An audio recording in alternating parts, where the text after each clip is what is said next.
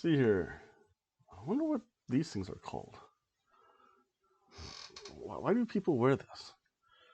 What's the... Oh, hello, folks. Welcome again. I am the one, the only Hobo Tom. And because it's Thursday and it's been a while since I made one of these videos, I figure I'd make another video. And because of all the corona, of all this virus stuff going around, who else besides me have forgotten what these are? So, oh well. But I'm not here to talk about my dysfunctional issues and my forgetfulness. I think probably one more month of this, we're all going to revert to Mad Maxine society anyway. But I'd like to thank everyone for watching, and just to show my appreciation, especially for my loyal YouTube watchers, I've made another 10 list about things to watch during this whole stay-at-home order. As you can tell, I've kind of let myself go. This grew back in only a week and a half. So, but enough about that. You guys don't want to hear me. You want to see what I've been watching here on YouTube. Again, the 10 things I've been watching during this whole stay-at-home order. As you saw, this... Oh, wait. I have to put this up.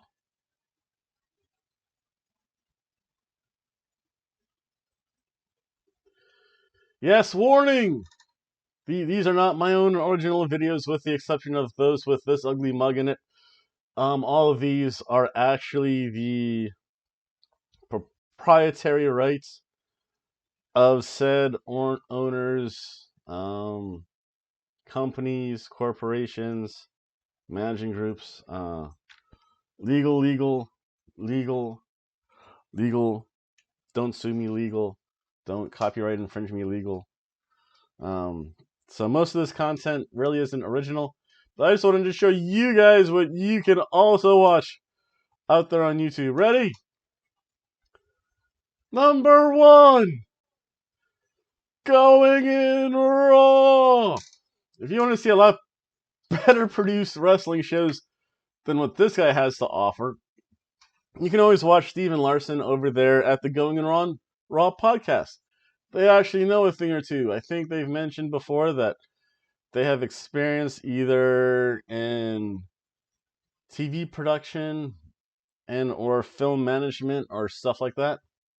Again, a lot more than the one class I took in technology in the classroom class. But still, look at where it got me. It got me almost 500 videos. And teetering there now. I'm getting monetized, so I might actually get paid for this. That would be something different. So again, they talk about wrestling. They talk about, yeah, they used to. Just a quick, brief history. They used to have a gaming channel. They used to be on Machinima. They had the Tree of Woe. They were on the They've started the Friendoverse, and they're doing Going in Raw, which now they've finally dedicated their life to talk about pro wrestling, and they're getting paid for it. That sounds pretty sweet.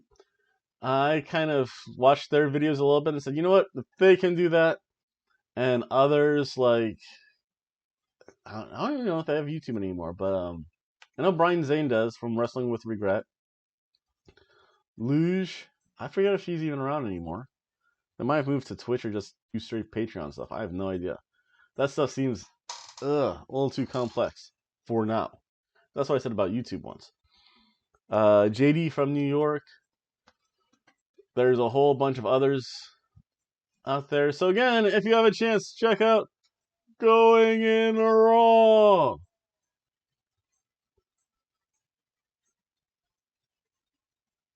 Until, I mean, I don't know if, I mean, I'm a year and a half maybe. I think it's going to be a while. Because it's not just having the shows here. You're asking wrestlers to travel halfway around the globe. The traveling for those shows, especially for wrestlers who are based in Japan, can be a lot more intense than wrestlers who are based in the States. You're just asking a lot. And if the safety and well-being of the talent is first and foremost in New Japan's mind, which seems to be the case based on how they've done things so far, I think they're going to wait quite a while. a situation where we're going to get back to not just a new normal, but as close as we can get to the old normal before they would really consider doing that. That's just what my gut's telling me. But I could be wrong. Who knows? Next, finally, a question from the Enforcer, Stevie Bradley. He asks, who are the next 3 people that Apollo... Also, because I do have, for the most part, a wrestling themed show. Again, the Hobo and His Girlfriend wrestling show here on YouTube.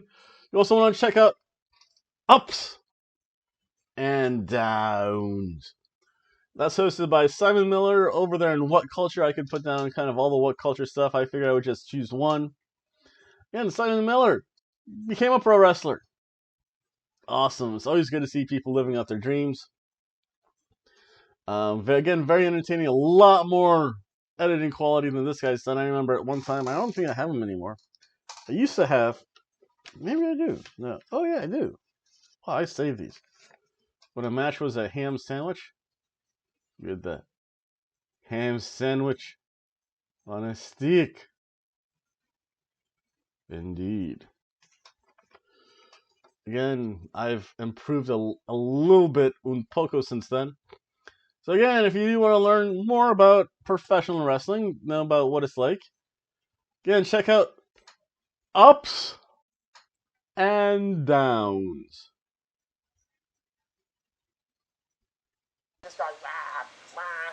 It just gave it the atmosphere that it needed. Also, in case you're interested, Samoa Joe was on commentary, and as we know, and as we relearned, if you put Samoa Joe on commentary, life is just better all around. It was decent too, as mentioned, but it was the finish where I was doubly focused on. Why? Because Apollo Crews got the pin on Andrade, who is the US champion, after a powerbomb. So you're like, oh my gosh, maybe this is going to start a feud, as long as WWE doesn't forget. But even the powers that be must have been, oh my gosh, we may forget this.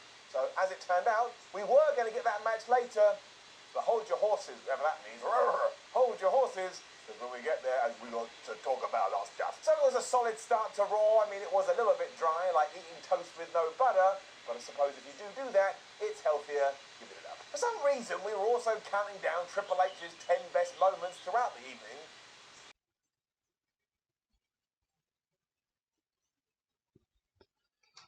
Number 3. Let's see here. WTF Moments by King Ross. Or actually, no, now he's just known as Ross Waddell, because I guess when he left Walt Culture and went to Cultaholic and another wrestling podcast, he had to give up the King Ross angle. Still very highly entertaining. Again, they have a lot more production value. The old-fashioned, what's this? Cheeseburger on a stick that slowly goes across the screen. Yes, this is the old way of doing stuff. Wow, that wasn't that long ago either. Then I figured out stuff. But again, if you want to hear again a little bit more of the humor side of pro wrestling, you can always check out Ross Waddell, figure what he has to say about the pro wrestling matches. For the most part, in a comical way, such as calling things a wank pheasant, and being very British. For as he would say, because of all this stuff going on in the world, the end is nigh, the end is nigh, time to run away, the end is nigh, bye. I can't even do that right. So again, definitely, if you do like pro wrestling and you want to see a little bit of the lighter side of pro wrestling, check out WTF Moments in WWE.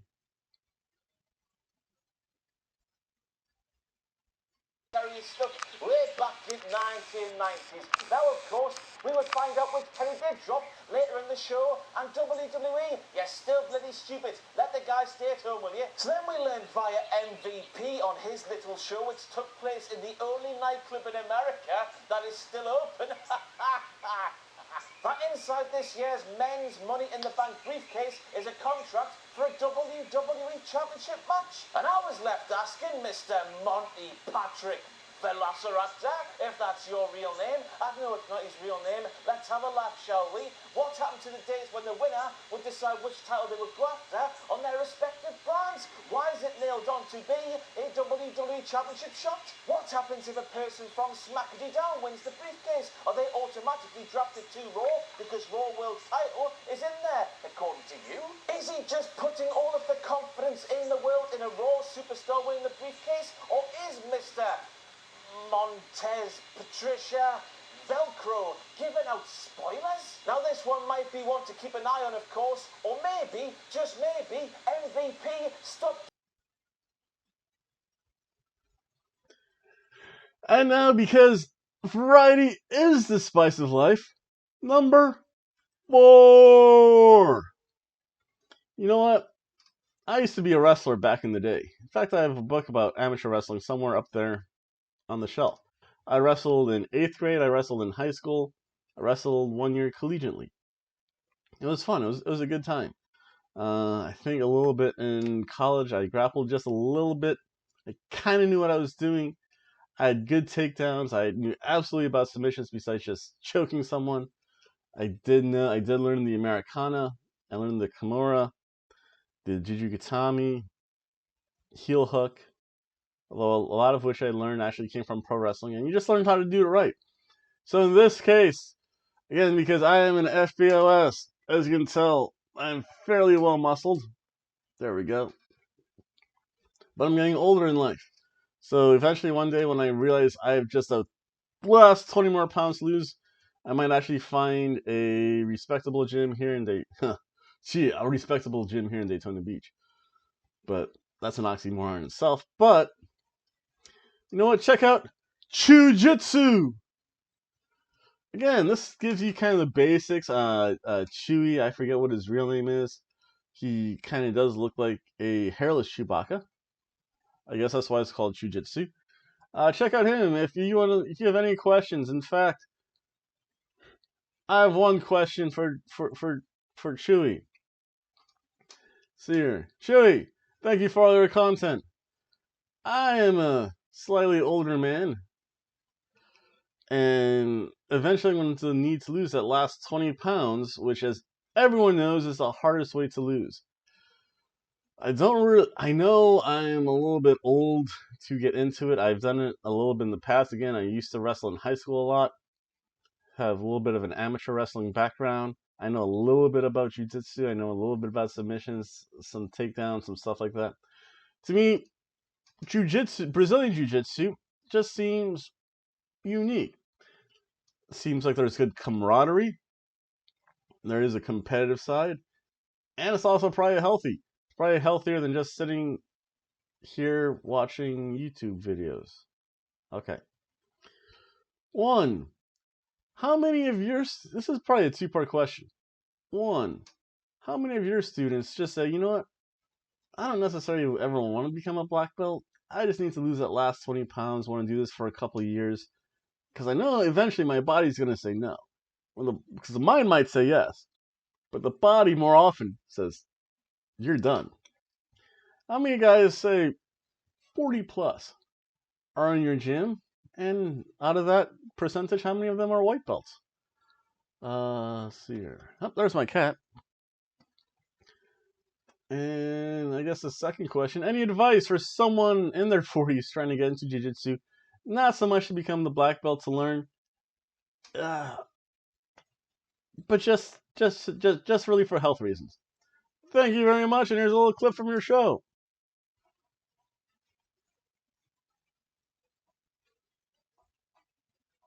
Choke while can't speak while the opponent is in turtle position. It's like Courtney Pig. As always, this is my lovely assistant, Mr. Adam Wilson. Let's get started. Getting dress catch. I was trying to see. This is how it works, Adam. It's like those. You ever seen those '80s movies where like the teacher trains his pupil to where like eventually it's like in Bloodsport. He's blindfolded and he just does this and the guy catches it. I was trying to do that with you, where I'm just throwing you the foam, but it didn't work because, just need work. So let's get started. So let's go ahead and take a look at the clock choke. This will be the submission that I'm going to show you in lieu of the rear naked choke. Let's take a look at a couple options here. When we're setting it up, the most important grip is going to be the first one. So I actually have a match back in 2017 where I used this in a competition. We'll go ahead and cut that in right now.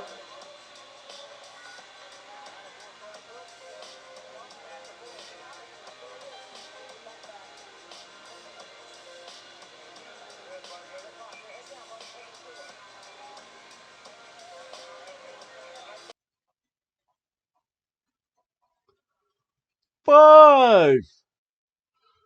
Generation Tech and Generation Films. I wanted to lump these two together because for the most part, it's kind of the same thing. It's just like it'd be like the Hobo and Girlfriend show with the hobo on one show and the girlfriend on the other show. Well, first I have to find that girlfriend because I had that girlfriend, and then things didn't work out. But that's a whole other issue. So again, Generation Tech, they talk about science fiction and the fun thing. As you can tell by my bookshelf there, I enjoy reading books. And science fiction is a good form of escapism. And if you think about it, a lot of science fiction at the time has now become science fact. Remember this thing? This is a cell phone. This is how we used to communicate with each other. At one time, there was no such thing as a cell phone. People had to use rotary phones. They had to do like this. And you could only call someone from your house, or you had to put in something like this into a machine, pick up something, push numbers, and you could hear someone's voice. But you could only do that outside of a 7-Eleven. So again, they talk about all things science fiction. I think Generation Tech, more so Star Wars, every so often Star Trek, and they talk about other things that relates to science fiction and fantasy. So again, I want to give a shout out for keeping me entertained. They probably entertain many more than just me. Again, there's a short thing from Generation Tech and Generation Films. You should never go onto a derelict Star Destroyer. There is such a large amount of stormtroopers and crew on board that if a Star Destroyer is truly empty, then something truly terrifying must have happened, like space zombies. Star Destroyers are essentially flying fortresses. They're heavily armored and heavily armed, and should anything breach their first line of defense and enter the ship, there's 37,000 crew members on board, including several detachments of naval troopers, specially designed to defend against boarders. And there usually is an entire legion of stormtroopers as well, 10,000 highly trained infantry fighters specialized in repelling boarders and CQC fighting. Star Destroyers, like most Star Wars ships, specifically weak, and though it can take some bullet fire, it's not guaranteed to stay intact through a battle. And while the armor might hold up against human strength given an augmented human or other powerful creature, the suit can be crushed, though not easily. And by the way, the beating that the suit takes does take a toll on the wearer. At one point, the suit isn't strong enough to hold up a falling elevator, which is a difficult task even in powered armor. But alas, if this wasn't a belter in the armor here, but Draper, a Martian Marine, then perhaps she could have used the suit to save herself from the elevator, and that brings us into our conclusion. You see, there's a difficult question here about just how much of the legacy of Martian Marine powered armor is due to the suit itself, and how much is due to the Martian Marine inside.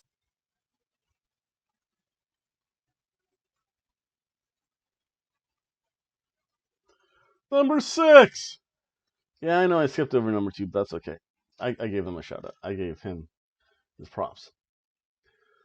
But number 6! Irish people try food.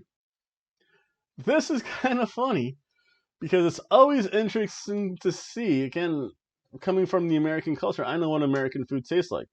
I've heard from reliable first-hand sources, primary sources, that Guinness in Ireland tastes different than Guinness here in America. That kind of makes sense. Also, there's a whole different dietary thing. You think of Ireland, you definitely think corned beef, cabbage, potatoes. They also have salmon. They have cuttlefish, kind of heavy in seafood, lamb. So when they come over to America, they of course have their own preconceived notions of what American food is like. Because again, it's always culturally, it's always a little bit different. So it's always good to see what another culture thinks of what I shove down my face. And of course, every so often you see them shove down their. They're like, "Oh, this is amazing. We should." And again, it's a cross-cultural thing of ideas. Another little clip from Irish People Try.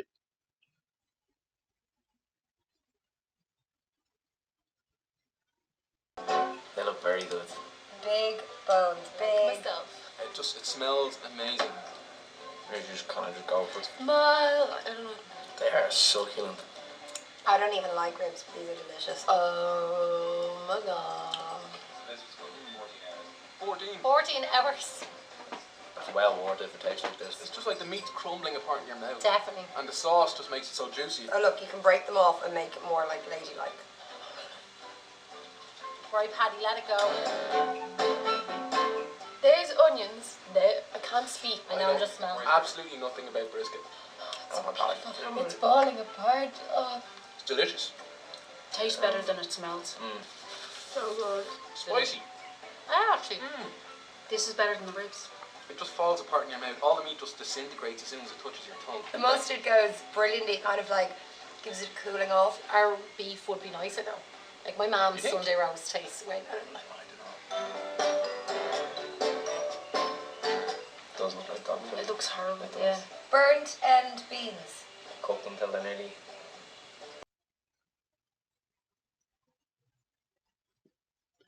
Number 7.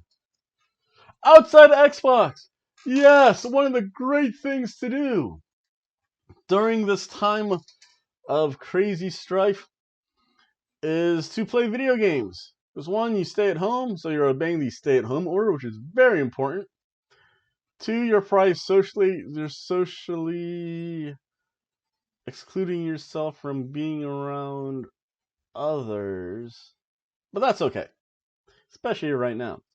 So over there at Outside Xbox, they kind of give us reviews and they tell us well-known facts that we might not know about about the video games that we play here. Oh, by the way, British chicks, they sound hot when they speak with their accent.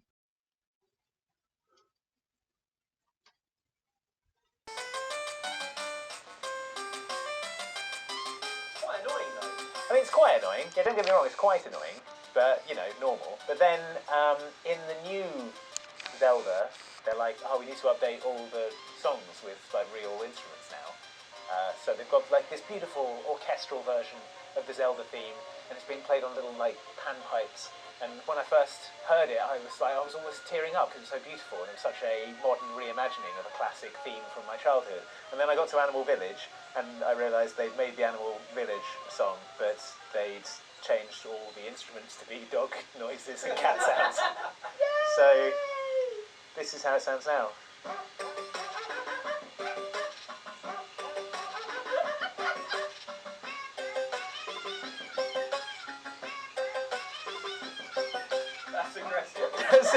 Aggressive cat screeching. Ruff, ruff, ruff, ruff. Forever. But let's have a listen, shall we?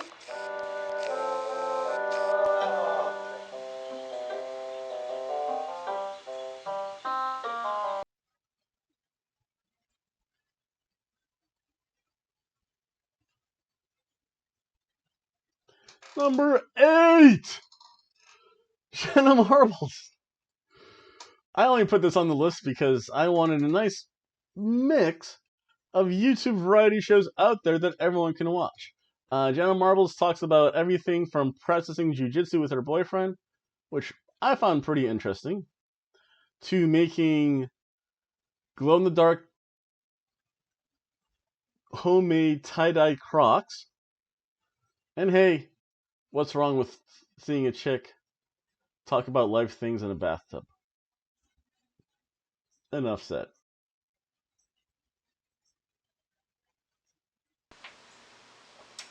What? You know, a lot of people say that they get really great thinking done when they're in the shower. I do not, because I have too many things to do in there. I have to shave. It's like actual work. On the other hand, though, when I take a bath, I feel like I have great thoughts. So I wanted to share with you some of the things that I think about while I'm in the bathtub. Here is thoughts from your bathtub? I mean, for starters, who wears a full face of makeup into a bathtub? Me. It feels as weird as it looks. Do you think you can bring a bath bomb on a plane? Like, would you get arrested for that?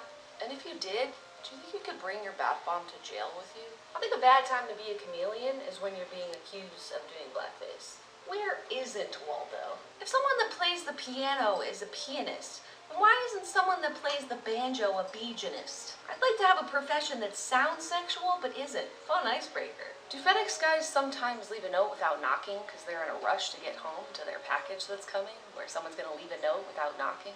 Some people are really good at letting go of the past. Like, we used to burn witches and homosexuals, but neither of those groups have a problem going to Burning Man. Pretty admirable.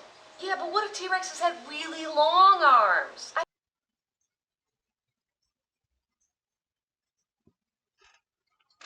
Number 9! We're almost on this list, so bear with me for the final two. This is in no particular order. We have Oculus Imperia. I was actually truly amazed, and you can also be amazed at the stylistic differences made by this person. It's about the Warhammer 40k universe. Not something I'm that familiar with, but in watching his videos, I'm like, stylistically, it's very impressive. Again, you have talking heads like this guy. You have chicks in bathtubs. You have people talking about films. But now instead of seeing them talk about films and every so often show a clip, you have this more original, narrated background about this entire universe that at one time was actually very popular. Again, it goes together with World of Warcraft, I think. And you have this whole 40k universe. Again, it's always interesting, and they even speak Latin.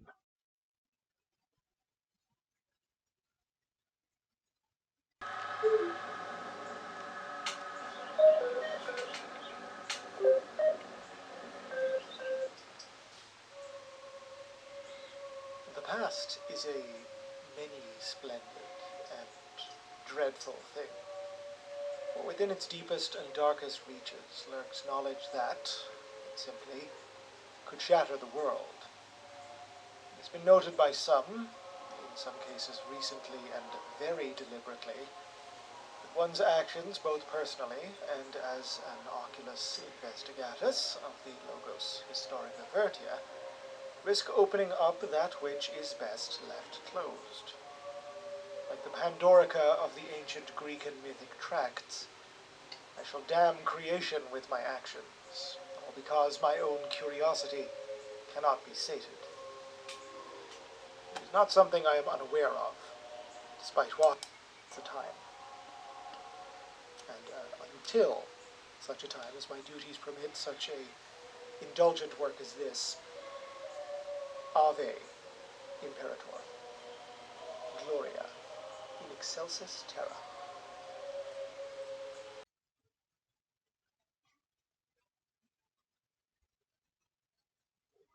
And 10! The last thing that you should watch on YouTube. Probably the number 10 thing you should watch on YouTube. Oh! Hobo Tom! Yes, everyone should watch the Hobo and Girlfriend Wrestling podcast. When I first created this, I thought it was a unique and novel idea.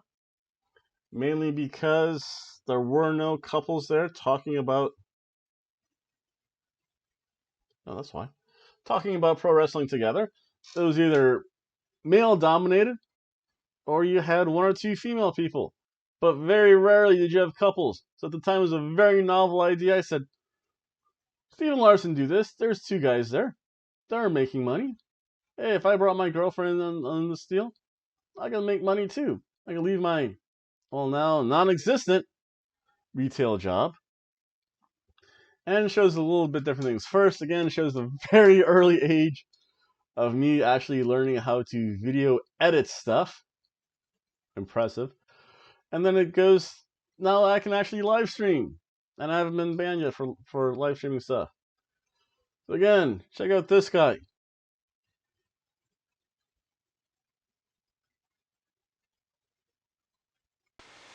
Podcast. And again, my name is Hobo Tom. And I'm the girlfriend.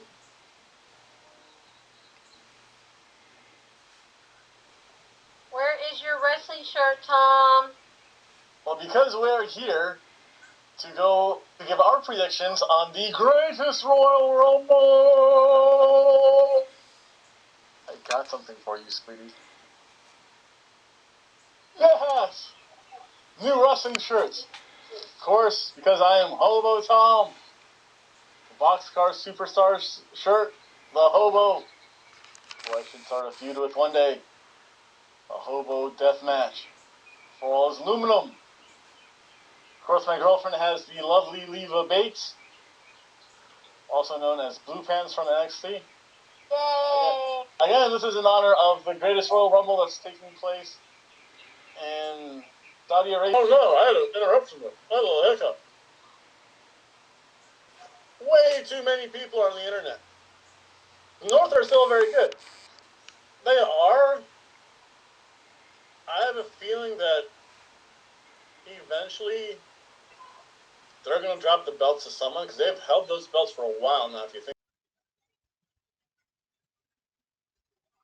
And then, as always, I'd like to thank you, the YouTube universe out there, the galaxy there known as YouTube, for watching this guy and supporting this guy, and the other 10 and the multitude of the millions and millions of other YouTube shows out there. Again, thank you guys during this time of distress. I hope this provides some entertainment and gave you an idea about what you can do while you're stuck at home.